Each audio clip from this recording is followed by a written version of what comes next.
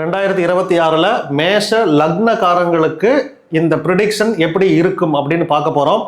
எல்லா ராசிக்காரங்களுக்கும் இது பொருந்தும். நீங்க மேஷ லக்னக்காரங்களா இருந்தால் மட்டும் போதுமானது.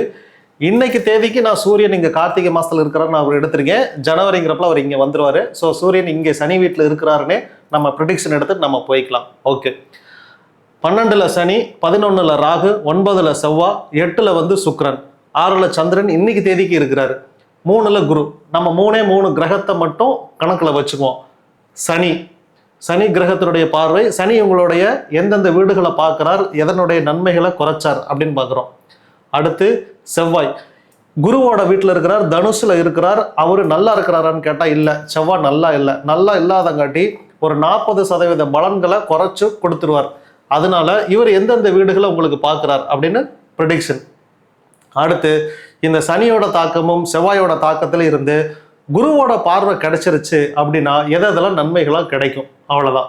இதை நம்ம பார்க்க போகிறோம். அப்போ உங்களுக்கு என்ன கிடைக்கும், என்ன கிடைக்காது, என்ன பண்ணணும், என்ன பண்ணக்கூடாது, அதை நம்ம பார்த்துடலாம். ஃபர்ஸ்ட் 12 ராசிக்காரர்களுக்கும் தொடர்ச்சியாக வீடியோ வரும். அதனால 12 லக்னக்காரங்களுமே அடுத்தடுத்த வீடியோக்குள்ள நீங்கள் பாருங்க.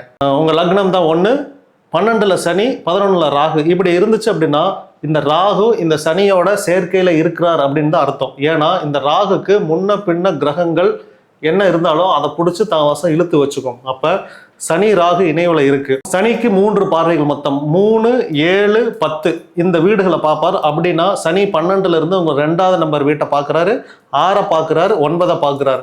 2ங்கிறது நமக்கு தெரியும் தனஸ்தானம். இந்த தனஸ்தானத்துக்கும் இந்த லாபஸ்தானத்துக்கும் என்ன வித்தியாசம் அப்படின்னா, இது எனக்கு லாபம் வர்றது. இந்த லாபம், இந்த 6ங்கிற கடன் ஸ்தானம் இருக்கு இல்லையா, நான் கடன் வாங்கினா கூட பணம் எனக்கு உள்ள வரும், என் அக்கௌண்ட்ல வரும். அப்போ அதையுமே இது லாப கணக்கில் தான் எடுத்துக்கும். ஆனால் இந்த 2ங்கிற தனஸ்தானம் இருக்கு இல்லையா, இதுதான் ப்ரொடக்ஷன் ஏரியா. இங்கிருந்து தான் பணம் உற்பத்தியே ஆகும்.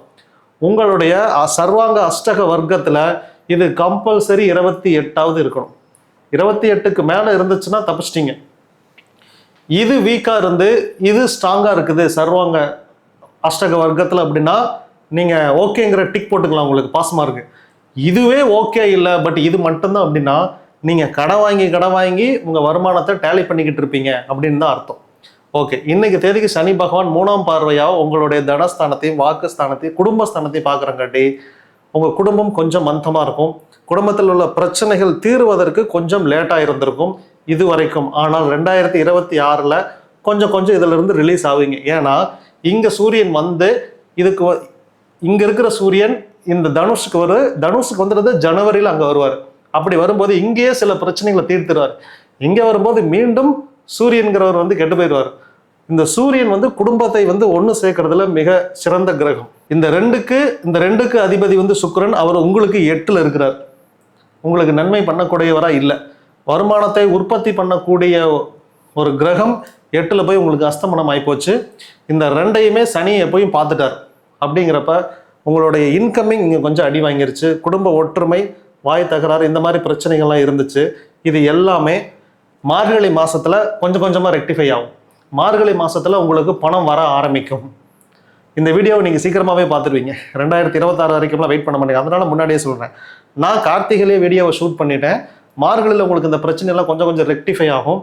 திரும்ப தை அப்படிங்கிறப்ப மீண்டும் பிரச்சனை கொஞ்சம் உங்களுக்கு ஜாஸ்தி ஆகும். ஆனால் மீண்டும் ஜனவரி பிப்ரவரிலாம் போகிறப்ப உங்களுக்கு அப்படியே கொஞ்சம் பிரச்சனைகள் குறைய ஆரம்பிக்கும். 2வது 7ஆம் பார்வையாக உங்கள் 6 பார்க்குறார். இந்த 6ல் சந்திரன் இருக்கிறார். இந்த சந்திரன் நீர்க்காரகன் நோய் ஸ்தானத்தில் இருக்கிறங்காட்டி கிட்னி பாதிக்கப்பட உங்களுக்கு வாய்ப்பு இருக்குது. நீங்கள் கிட்னி, பிளட்ல இன்ஃபெக்ஷன் இதிலெல்லாம் கொஞ்சம் ஜாஸ்தியாக கவனமாக இருங்க. இன்ஃபெக்ஷன் ஆகாமல் பார்த்துக்கோங்க. பிளட் இன்ஃபெக்ஷன் ஆச்சுன்னா சுகர் டெஸ்ட் எடுத்து பார்த்துக்கோங்க. ஒருவேளை சுகர்னு காட்டுச்சு அப்படின்னா பயப்பட வேண்டாம். ஜஸ்ட் 1 மாதம் தான். அடுத்த மார்கழி மாதத்தில் இந்த சுகர் உங்களுக்கு டவுன் ஆயிரும். அப்போ எந்த பிரச்சனையும் இல்லை. ஒருவேளை இங்கே கிட்னி ஸ்டோன் இருக்குன்னு யாராவது சொன்னாங்க அப்படின்னா இதுக்காக ஆப்ரேஷன் எதுவுமே பண்ண வேண்டாம். டைரெக்டாக மார்கழியில் கரெக்டான ட்ரீட்மெண்ட் எடுத்தீங்கன்னா சரியாகும். ஒருவேளை மார்கழியில் இந்த கிட்னி ஸ்டோன் கரையில அப்படின்னா என்ன பண்ணலாம்னா, எஸ் கம்பல்சரி சனி செவ்வாய் பார்வை இருக்குது, அதனால ஆப்ரேஷன் கத்தி வைக்கப்படும். ஓகே, அதனால இந்த கிட்னியை நீங்கள் கொஞ்சம் கவனமாக பார்த்துக்கோங்க. முக்கியமான மர்ம உறுப்புகளில் நீங்கள் கொஞ்சம் கவனம் செலுத்திக்கிறது நல்லது. கண்டை பகுதி, கால் பகுதியில், இந்த முழங்காலுக்கும் கணுக்காலுக்கும் இடைப்பட்ட அந்த கெண்டை பகுதின்னு சொல்லுவாங்க இல்லையா, அந்த பகுதியில் நீங்கள் கொஞ்சம் கவனம் செலுத்திக்கிறது நல்லது. 5ல் உங்களுக்கு கேது இருக்கிறார். இந்த கேதுக்கு வீடு கொடுத்தார் இல்லையா சூரியன், அவர் இன்னைக்கு கார்த்திகை மாசத்துல 8ல் இருக்கிறார். அடுத்து 9 அங்கே போயிடுவார், 9க்கு போயிடுவார். அப்போ உங்களுக்கு விடிவு காலம் பிறந்துடும். 5ல் கேது இருக்கிறது என்ன கேட்டால் நல்லது. சூரியனுடைய வீட்டில் இருந்து கெடுதல் பண்ணோம் அப்படிம்பாங்க, அந்த கேது வந்து கெட்டுறார். பட் என்னை பொறுத்த வரைக்கும், நான் பார்த்த வரைக்கும் அப்படி தப்பு எதுவுமே நடக்கிறதில்ல. இந்த கேது நன்மையானதை கொடுக்குறார். ஆன்மீக துறைகளையும் அரசாங்க துறைகளையும் உங்களுக்கு என்னென்னலாம் பெண்டிங்கில் இருந்துச்சோ அந்த வேலைகள்லாம் நிவர்த்தி ஆய் பண்ணி கொடுப்பார். குறிப்பாக ஃபாஸ்ட்டாக போயிடலாம் சார், கல்யாணம் நடக்குமா? 7க்குரியவர் சுக்கிரன், அந்த சுக்கிரன் 8ல் இருக்கிறார், கல்யாணம் தாமதமாகும். சார் குழந்தை பிறக்குமா? 5ல் கேது இருக்குது, கொஞ்சம் ஸ்லோவாக இருக்கும். பிறக்குமா அப்படின்னு கேட்டால் 6 மாதம் கழிச்சு பிறக்கும். அடுத்து சார் கல்யாணம் பண்ணணும், 2வது திருமணம் ஆனா அப்படின்னு கேட்டிங்கன்னா 11ல் ராகு, நிச்சயமாக நடக்கும். 2வது திருமணம் உடனே நடக்கும், முதல் திருமணம் மட்டும் கொஞ்சம் லேட் ஆகும். இன்கமிங் எல்லாம் எப்போ சரியாகும் அப்படின்னா மார்கழி மாதம் உங்களுக்கு இன்கமிங் பணம் சார்ந்த விஷயங்கள் வந்து கைகூடி வரும். அரசு சார்ந்த விஷயங்கள் கோர்ட்டு கேஸில் இருக்குது, அதெல்லாம் நிலுவையில் இருக்குது, அதெல்லாம் எனக்கு என் சைடு லாபகரமாக தீர்ப்பு ஆகுமா அப்படின்னு கேட்டால் எஸ், அது எல்லாமே உங்களுக்கு லாபகரமாக தீர்ப்பு ஆகும், நல்லது நடக்கும். லக்னம், உங்கள் லக்னாதிபதி செவ்வாய், அந்த செவ்வாய் 9ல் இருக்கிறார், குருவோட வீட்டில் இருக்கிறார். ஆனால் சரியான பொசிஷனில் இல்லை, இருந்தாலும் 9ல் இருக்கிறார், பாக்கியஸ்தானத்தில் இருக்கிறார். அந்த செவ்வாயை இந்த குரு டைரக்டாக பார்க்குறார். இந்த குருவோட பார்வை அடுத்து அங்கே தான் விழுகுது. இந்த செவ்வாய் மேலே விழுந்தங்காட்டி இந்த செவ்வாய் ஆக்டிவேட் ஆகிடுறார்.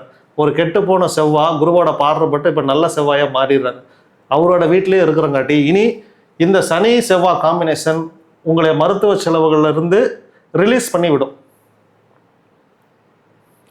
செவ்வாயோட பார்வைகள், இந்த செவ்வாய் குருவை பார்க்குறாங்க, இவங்க 2 பேரும் டைரெக்டாக 7ஆம் பார்வையில் பார்த்துக்கிறங்காட்டி உங்களுக்கான மருத்துவ செலவுகள் மார்கழி மாதத்தில் ரிலீஃப் ஆகும். குரு, இந்த குரு 3ல் இருக்கிறார். 3ங்கிறது உங்கள் முயற்சி ஸ்தானம். முயற்சி ஸ்தானத்தில் குரு இருக்கிறார். குரு நல்ல பொசிஷனில் இருக்கிறார். நல்ல பொசிஷனில் இருந்து உங்கள் 11ங்கிற வீட்டை பார்க்குறார். குருவோட பார்வை வந்து 5, 7, 9 இந்த வீடுகளை பார்க்குறங்காட்டி 7 பார்க்குறார். சனினால் தடைபெற்றிருந்த அந்த திருமணம் நிச்சயமாக குருவோட பார்வை பட்டங்காட்டி இப்போ கண்டிப்பாக உங்களுக்கு மார்கழிக்கு பிறகு தை பிறந்தால் வழி பிறக்கும் அப்படிம்பாங்க. கண்டிப்பாக திருமணம் அப்போ நடக்கும்.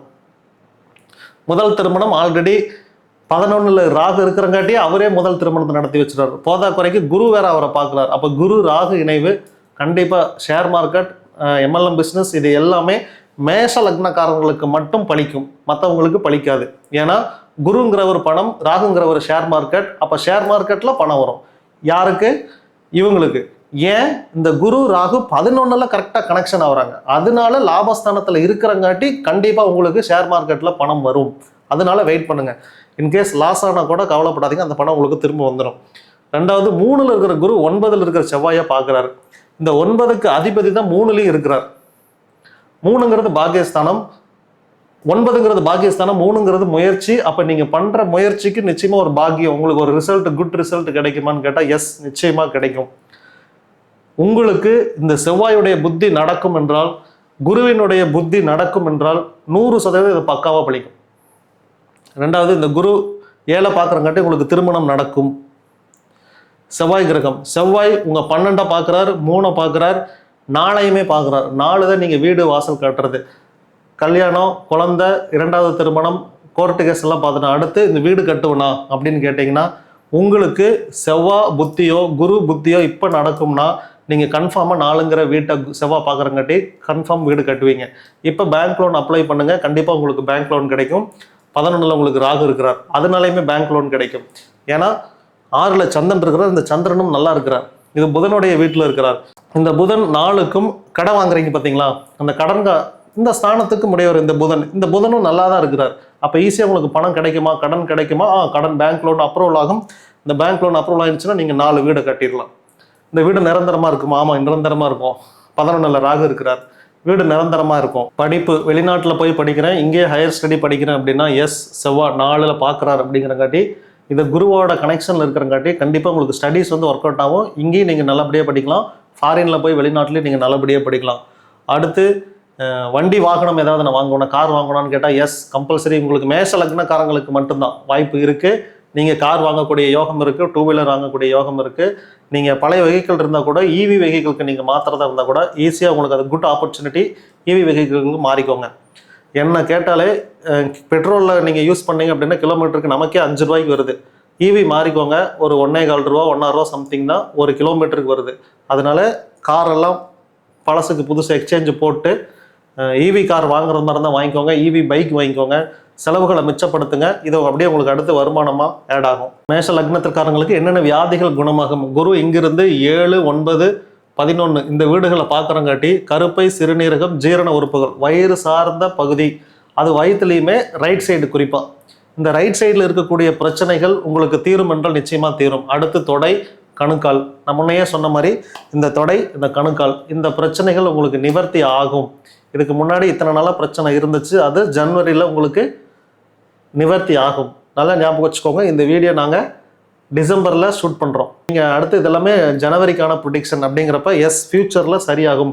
வெரிகோஸ் வெயின் இருக்குது, இது குணமாகுமா அப்படிங்கிற ஒரு சந்தேகத்தில் இருக்கும், ட்ரீட்மெண்ட் போயிட்டு இருக்கோம். எஸ், அங்கே இது சரியாகும். அதனால தான் ப்ரீ ப்ரிடிக்ஷன் இதெல்லாமே வீடியோ முன்னாடி போடுறோம்.